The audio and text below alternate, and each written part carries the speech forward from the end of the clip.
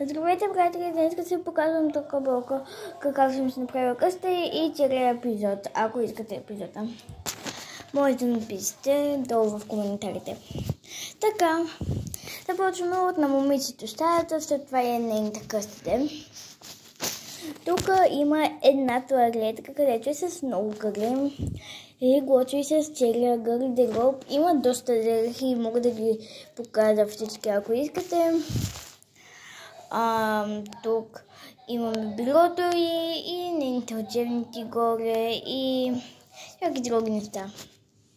Така, тук е кухнята, което това е момчето. Извинете, това е тя, разбира се. И това е нейната приятелка. Да. В кухнята сме, да. Тук имаме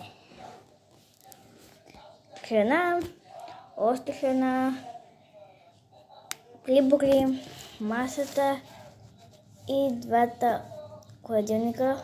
Единия хладилник, аз съм го направила това. Тук от животни, а тук от растения. И това не е от растения, ама добре, трябва да ги затворя с така. Да. Следващия нейния хол, вече е много як. И има всякакви програми. И много яко съм го направила, да са тук лампите и да има два скафа. Да, както виждате. И тук преди двата скафа вода е телевизора и да. И най-накрая аз още не съм красила с много неща, защото аз вчера ли правих. Тук е банята, където тук е мивката, тук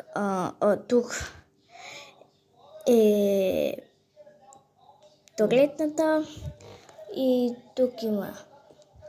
Сега не иска да тръгва. Тук е закачалка за 4. Тук е душа и растения и лампите, разбира се. И това беше цялата къща. Това беше за днес. Чао!